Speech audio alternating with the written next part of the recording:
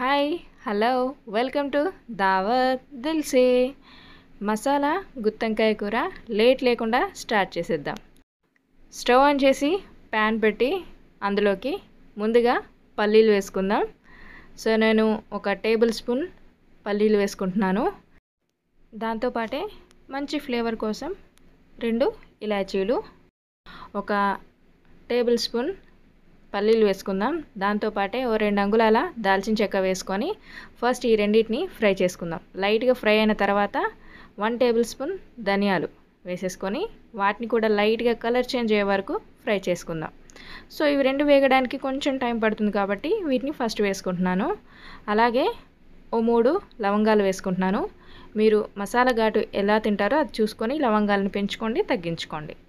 అలాగే 1 table spoon నువ్వులు కూడా వేసుకొని ఒక 2 నిమిషాలు ఇలా ఫ్రై చేసుకున్న తర్వాత, అంటే కాస్త కొంచెం చిటపటలాడిన తర్వాత స్టవ్ ఆఫ్ చేసేసి 1 టేబుల్ స్పూన్ ఎండు కొబ్బరి పొడి వేసేసుకొని, ఆ ప్యాన్ హీట్ ఉంది కదా, ఆ వేడి సరిపోతుంది ఎండు కొబ్బరికి, మంచిగా రెడ్ కలర్ వచ్చేస్తుంది.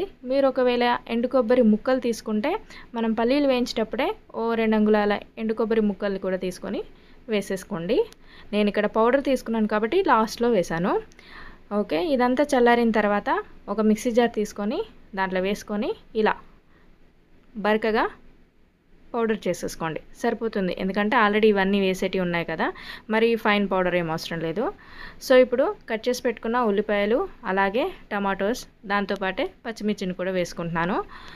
ఆనియన్ ఒక పెద్ద ఉల్లిపాయ తీసుకున్నాను. టమాటోస్ ఒక మీడియం సైజువి 3 తీసుకున్నాను. అలాగే 4 నుంచి 5 పచ్చిమిర్చి, దాంతోపాటే 1.5 టీ స్పూన్ అల్లం వెల్లుల్లి పేస్ట్, అలాగే సరిపడా ఉప్పు, కారం మీ రుచికి సరిపడా వేసుకోండి, ఎక్కువ తక్కువ చూసుకొని వేసుకోండి. అలాగే పావు టీ స్పూన్ పసుపు వేసేసి మూత పెట్టి ఒకసారి మిక్సీ తిప్పేసి తర్వాత చూస్తున్నారు కదా, ఇలా పేస్ట్ అయిన తర్వాత కట్ చేసి పెట్టుకున్న కొత్తిమీర ఆకును కూడా వేసుకుంటున్నాను. ఫ్రెష్గా ఆ ఫ్లేవర్ బాగుంటుంది కదా. సో దీన్ని కూడా ఒక రౌండ్ అలా తిప్పేసి ఒక ప్లేట్ తీసుకొని ఆ ప్లేట్లో ఈ పేస్ట్ అంతా వేసుకుందాం. ఇలా అన్నీ ఒకేసారి మన మిక్సీ జార్లో వేసుకుంటే మనకి పని కూడా ఈజీగా అయిపోతుంది, తొందరగా అయిపోతున్న అన్న ఫీల్ కూడా ఉంటుంది. సో ఈ పేస్ట్ రెడీ. సో దీన్ని పక్కన పెట్టేసి మెయిన్ వంకాయలు వచ్చేసాయి. సో వీటిని 1కి 2 సార్లు బాగా కడిగి పక్కన పెట్టేసుకున్నాను. ఇప్పుడు కొన్ని వాటర్లో ఉప్పు వేసుకొని వంకాయల్ని చూపించిన విధంగా కట్ చేసుకోండి. ఇలా ఘాట్లు పెట్టేసుకోండి. లోపల ఎలా ఉందో, ఫ్రెష్గా ఉందా, పుచ్చులు ఉన్నాయా, ఎలా ఉందో చూసి వాటర్లో వేసుకోవడమే. సో ఘాట్ అనేది ఒక పక్క కాస్త మిడిల్ వరకు, ఇంకొక పక్క కొంచెం మిడిల్ కన్నా కిందికి ఉండేలా అలా ఘాటు దించుకుంటే మనకి వంకాయ మసాలా పెట్టేటప్పుడు మంచిగా చక్కగా ఓపెన్ అవుతుంది. ఓకేనా, వంకాయలన్నీ కట్ చేసి పక్కన పెట్టేసా. ఇప్పుడు మసాలా పేస్ట్ని ఆ వంకాయలో ఫిల్ చేయడమే. సో ఇదే కాస్త టాస్క్, కాస్త కొంచెం ఇబ్బందిగా అనిపిస్తుంది. నాకైతే ఇబ్బంది అనిపించింది, నాకు మాత్రం డాడీ హెల్ప్ చేస్తున్నారు. ఓకే, సో ఇలా ఆ పేస్ట్ అంతా కూడా వంకాయలో బాగా ఇలా అప్లై చేసేసుకుంటే సరిపోతుంది. మిగిలిన పేస్ట్ మనం కర్రీలో యాడ్ చేసుకోవచ్చు, ఏం ఇబ్బంది ఏం లేదు. సో ఈ మసాలా పేస్ట్ నేను ఇలా నింపుతూ ఉంటాను. ఈ మధ్యలో మీరు ఛానల్ని సబ్స్క్రైబ్ చేయలేదు కదా, చేసేయండి. అలాగే మనకి ఇన్స్టా అకౌంట్ కూడా ఉంది, సో దాని లింక్ కూడా ఇస్తున్నాను. ఖచ్చితంగా ఒక్కసారి చెక్ఇన్ చేసి దాన్ని కూడా ఫాలో అయిపోండి. ఓకేనా, సో ఆల్మోస్ట్ అయిపోయింది. నేను ఇది ఫిల్ చేసి తీసుకొచ్చేస్తా. ఇప్పుడు స్టవ్ ఆన్ చేసేసి ఒక వెడల్పు కడాయి తీసుకున్నాను. కొంచెం ఆయిల్ ఎక్కువగానే పడుతుంది ఈ కర్రీకి. నేను ఒక 3 to 4 టేబుల్ స్పూన్ ఆయిల్ తీసుకున్నాను.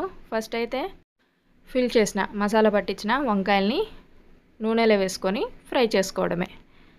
సో ఒక 10 మినిట్స్ పడుతుంది. మీడియం ఫ్లేమ్లోనే అటు ఇటు కాస్త కొంచెం కలుపుకుంటూ ఫ్రై చేసుకుంటే సరిపోతుంది. ఈ మసాలా వంకాయలు తొందరగా మగ్గిపోతాయి.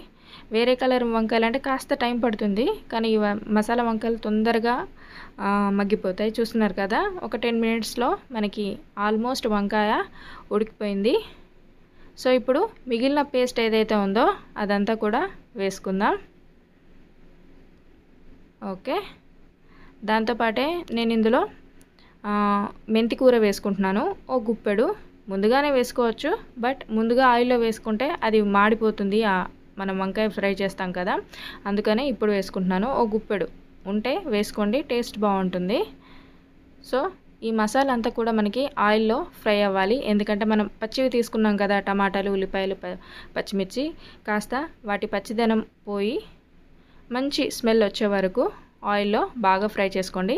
ఫస్ట్ ఫ్లేమ్ని కొంచెం మీడియం ఫ్లేమ్లో పెట్టేసి ఇలా ఫ్రై చేసుకున్న తర్వాత చాలా లో ఫ్లేమ్లో మూత పెట్టి ఒక 5 నిమిషాలు ఫ్రై చేసుకోండి. మిక్సీ జార్లోనే కాస్త వాటర్ వేసుకొని వేసుకుంటున్నాను. నాకు గ్రేవీ కాస్త కొంచెం థిక్గా ఉంటే బాగుంటుంది, ఇటు రైస్లోకి చపాతీలోకి. మరి అది దించుకున్న తర్వాత ముద్దగా ఉంటే అంత నచ్చదు నాకు. మీకు ఎలా ఉంటుందో అది చూసుకొని వాటర్ని యాడ్ చేసుకోండి. సో వాటర్ వేసుకున్న తర్వాత హై ఫ్లేమ్లో కాస్త కొంచెం వాటర్ హీట్ అయ్యే వరకు ఇలా పెట్టేసిన తర్వాత మూత తీసి కాస్త కొత్తిమీర ఉంది కదా, అది కూడా వేసుకుందాం. ఒకసారి బాగా కలుపుకొని ఇప్పుడు ఫ్లేమ్ని లో ఫ్లేమ్ పెట్టేసి పైన ఆయిల్ మనకి సపరేట్ అయ్యే వరకు ఉడికించేసుకుందాం. సో చూస్తున్నారు కదా, పైన మనకి ఆయిల్ సపరేట్ అయిపోయింది, సరిపోతుంది. ఈ కన్సిస్టెన్సీలో ఉంటే ఓకే, డన్. స్టవ్ ఆఫ్ చేసేసుకోవడమే. సూపర్ టేస్టీగా ఉంది, ఒక్కసారి ట్రై చేయండి. Thank you so much for watching my all videos. Really thank you. Tata, take care, bye bye.